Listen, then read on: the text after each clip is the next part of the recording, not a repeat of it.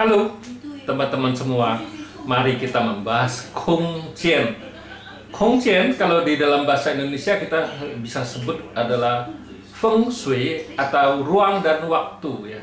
Ya, banyak orang kalau dengar ruang dan waktu kan pasti pemikirannya waduh yang agak aneh-aneh ini.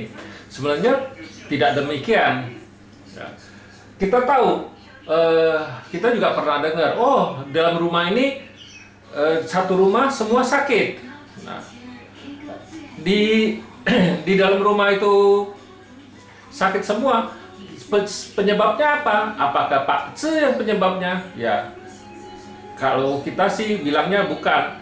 Artinya itu dimensi ruang dan waktunya yang lagi tidak bagus, istilahnya kan gitu. Bisa feng shui-nya lagi tidak bagus, tapi tidak juga dia terjadinya dia setiap tahun di situ, tidak gitu. Ada waktu-waktu tertentu. Makanya saya sebut itu ruang dan waktu. Di feng shui-nya lagi tidak bagus. Kita kan juga tahu dalam rumah itu ada beberapa orang, di satu rumah itu ada beberapa orang yang sakit. Apa penyebabnya Pak Ce-nya? Sebenarnya bukan. Kalau Pak Ce, ya kalau Pak Ce-nya lagi jelek, pasti yang sakit itu lebih parah. Tapi dia tidak, istilahnya kalau yang Pak Ce-nya tidak bagus, istilahnya biasa-biasa aja ya. Dia juga sakit, tapi tidak separah kalau yang lagi Pak Ce-nya jelek gitu. Tapi penyebabnya yang sakit itu sebenarnya bukan Pak Ce kan gitu. Makanya saya suka cerita itu dimensi, istilah dimensi ruang dan waktu ya. Nah, kita juga tahu kan, kalau seorang wanita, kalau bintang asmaranya lagi jelek, berarti tauhannya lagi nggak bagus. Nah, caranya kita juga harus bantu dia dengan ruang dan waktu, istilahnya dengan feng shui ya. Caranya gimana? Ya, dia harus berdandan, istilahnya make up, apa gimana, pakai baju yang bagus, apa gimana, ya itu kan itu juga bisa merubah ruangan waktu. Makanya kalau kita di Pak Ce 5 unsur, makanya kita kan suka dengar orang, oh nasib lu jelek, istilahnya dari Pak Ce-nya.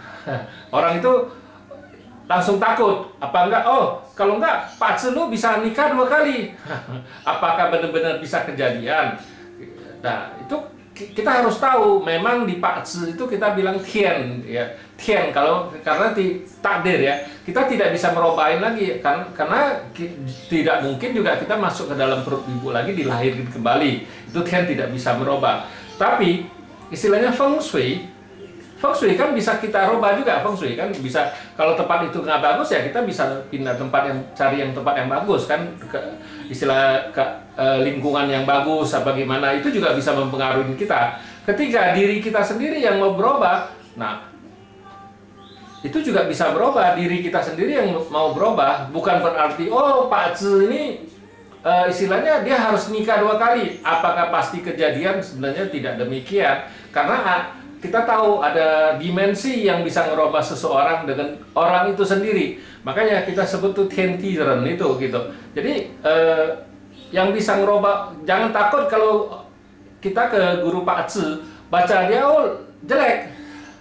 Sebenarnya ada jalan keluarnya, ya diri situ sendiri yang harus berubah. Itu yang paling penting, diri kita sendiri harus berubah. Terus kita juga bisa berubah dengan cara dimensi istilah ruang dan waktu. Kita juga bisa berubah, istilah feng shui kan tepat kan gitu.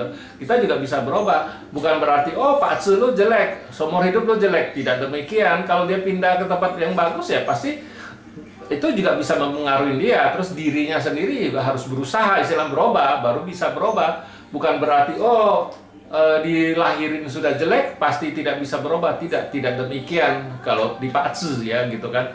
Banyak orang beranggapan oh Pak Ce-nya lagi jelek, jadi istri sama suami lagi jelek, tauhannya lagi jelek, jadi pasti bisa jadi keributan. Nah, tapi kalau dua-duanya tahu diri, nyala, artinya tidak sampai kejadian kan, dia bisa cerai kan gitu.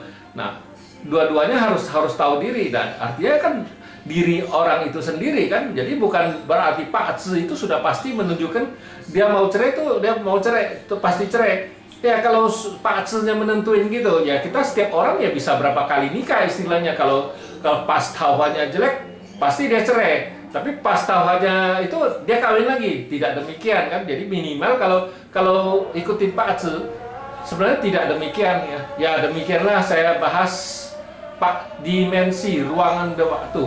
Terima kasih. Sampai jumpa lagi di video saya yang selanjutnya.